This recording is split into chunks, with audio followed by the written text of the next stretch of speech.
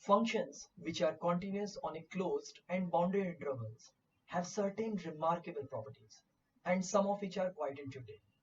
And the most well-known property is intermediate value property. If f is continuous on this closed interval a to b and f of a is not equal to f of b, then for any value of k in this interval, there is at least one number c which belongs to this open interval a to b, for which f of c is equal to k.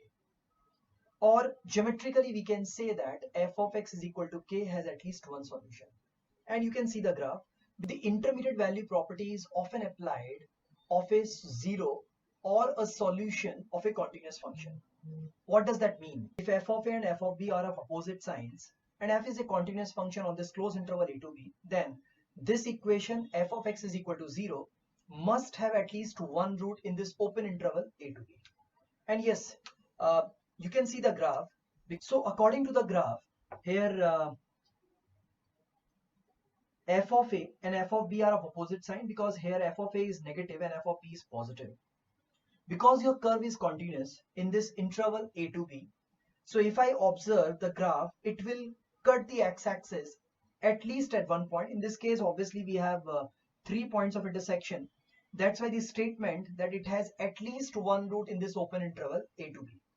And this is the most important part of IMVT. Now remember, continuity through the interval a to b, that closed interval a to b, is essential for the validity of this theorem. Now look at this graph. So if you look at figure 3, here f of a and f of b are opposite sign, but f of x is equal to 0. It has no solution in this open interval a to b. The reason is your function is discontinuous in this interval.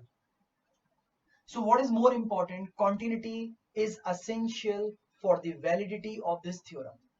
Now let's solve a problem based on IMVT. This problem, the problem is here f is a mapping from R to R, and this mapping is a continuous mapping such that f of 1000 is equal to 999 and f of x, which is multiplied by f of x is equal to 1, and this is true for all real values of x. So what we want the value of f of 500, right? So what is given in this problem? So we have f of x, which is multiplied by f of x is equal to 1. Now let's do one thing, because this result is true for all real values of x. So can we do one thing? Let's substitute x is equal to 1000, which gives you f of 1000, which is multiplied by f of 1000. So if you look at the problem, we have f of 1000 as 999. So it gives you 999. This is f of 999 is equal to 1. That means f of 999 is equal to 1 upon 999. Right? So let's keep it as it is.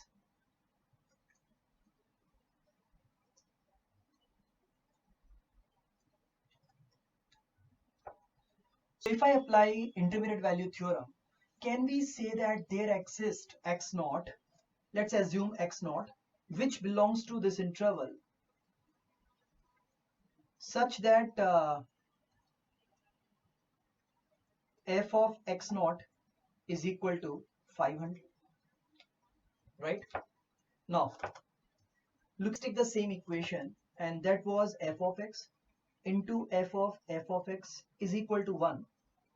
Let's take x is equal to x naught. So it becomes f of x naught, and this is f of x naught is equal to 1. And we know that f of x naught is equal to 500.